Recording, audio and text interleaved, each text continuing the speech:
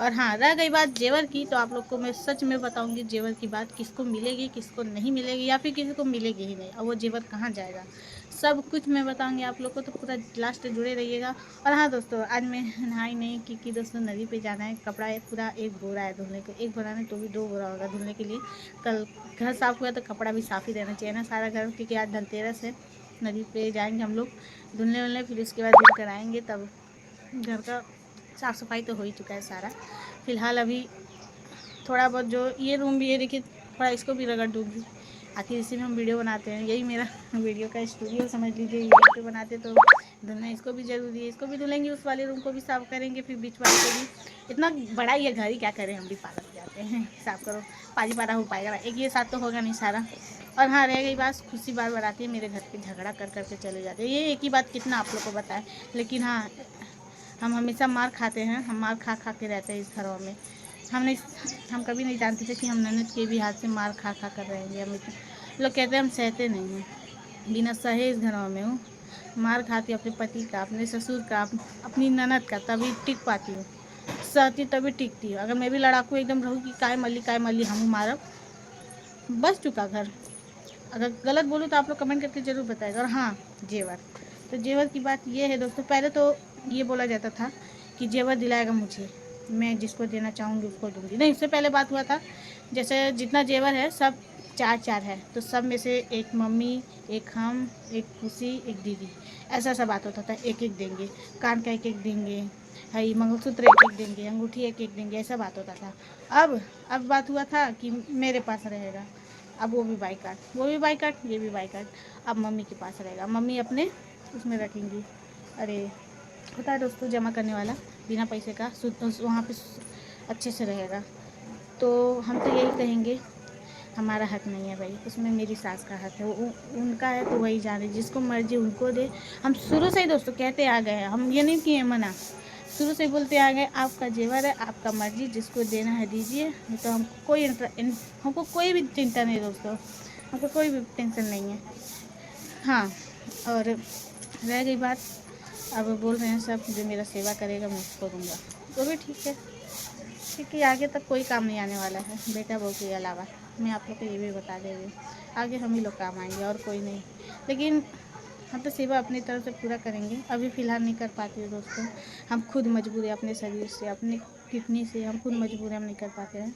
लेकिन हाँ, अब मैं मतलब सेवा करूँगी भी, और एक बात, सेवा करूँगी प्लस नानी का भी सेवा करेंगे हम, क्योंकि नानी जी भी खुशी लेके चले जाते अपने रूम पे, नानी जी यहाँ रहती तो हम उनका भरपूर करते, खाना भी सुबह ही बना के दे देते 8 बजे 9 बजे तक, लेकिन वो खुशी के घर पे रहती, यहाँ पे नहीं आती हैं। और जेवर अब मम्मी के पास रहेगा, यानी मम्मी के भी पास नहीं, लॉकअप में रखेंगी, अब वहाँ पे फिरते रहेगा। और रह गई बात, मुझे कह रही हैं कि मेरा अलग से जेवर बनवा के देंगी, अब वो उसमें से एक भी नहीं देंगी, तो देखिए एक दी ही हैं, मैंने ही हैं, ये है। और जेवर की मुझे कमी नहीं है दोस्तों, टेंशन नहीं है, बिल्कुल टेंशन नहीं है, क्योंकि आज नहीं तो कल वो जेवर मुझे मिलेगी, ऐसी तो नहीं कि दे देंगी पूरा उठा के अपने बेटी लोग को, ऐसी टेंशन। अरे के बाद दे भी देंगी तो क्या हुआ, बेटी लोग का हक है देने का। हम लोग खुशी से क्यों लड़ते झगड़ते हैं दोस्तों, क्योंकि वो झगड़ के मांगती है, कुछ नहीं मांगती, प्यार से मांगती, भाभी है हमके चाय है दे दा, पहले प्यार से दोस्तों कुछ भी मांग देती थी ना, हम दे देते थे, अब झगड़ के मांगती है, पता नहीं ऐसा लग रहा है कि मैं दूंगी नहीं, ऐसा झगड़ा करती है, इसलिए अब इच्छा नहीं करता। लेकिन तो भी मेरा, अगर जिस दिन वो प्यार से मांगे हम क्या है चीज़ दे रहा तो हम दे देंगे, हम ये नहीं सोचते। हम अपनी ननद लोग को बहुत मानते हैं दोस्तों, क्योंकि हमारी ननद लोग कुछ भी मांगती है ना, हम उठा के दे देंगे, कभी नहीं बोलेंगे कि नहीं हम नहीं दे, कभी ज़िंदगी।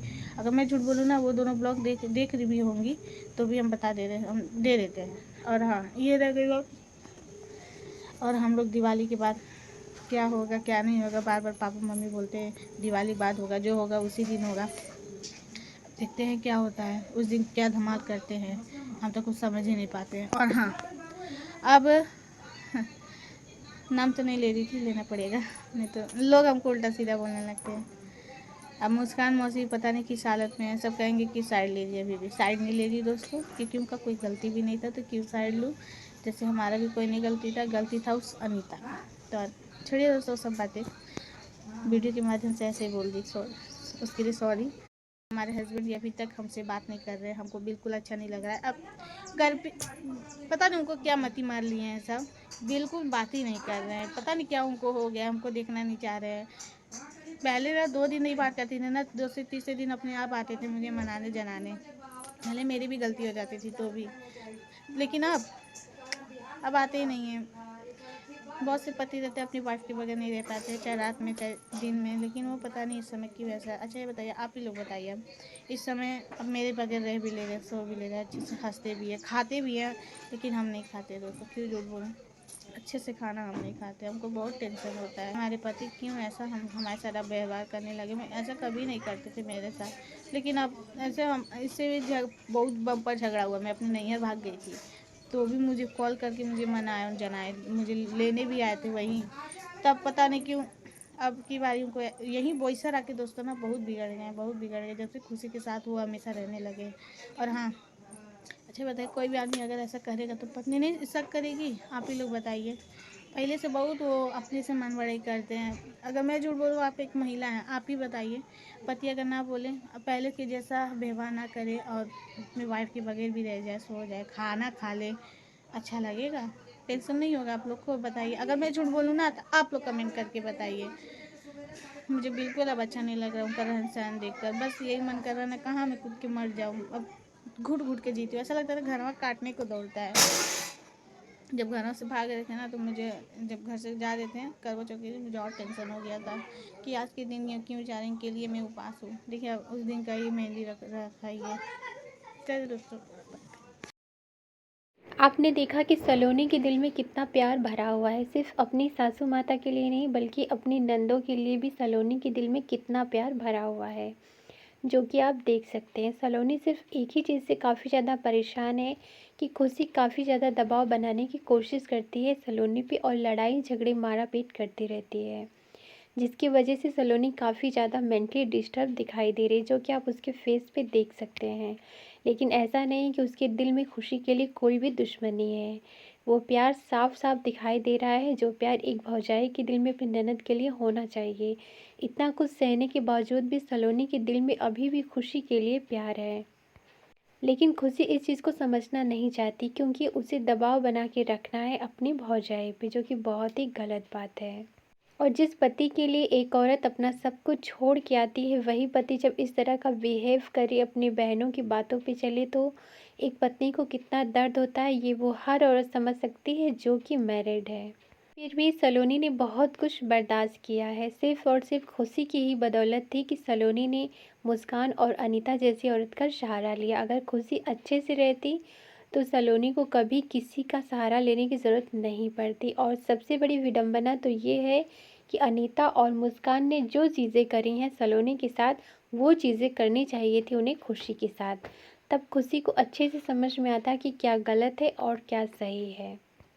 अपने पर जब बीतती है तो लोग उसे बहुत अच्छे से समझते हैं, लेकिन सरिता मैडम इस चीज़ को समझती हैं। वो बहुत अच्छे से जानती हैं कि अगर अपनी बेटी रहती उसके साथ ऐसा कुछ होता तो मैं एक्सेप्ट कर लेती, तो भाई बहू को भी कर लेना चाहिए। इस सच्चाई को मानती हैं, लेकिन और लोग इस चीज़ को नहीं मानते।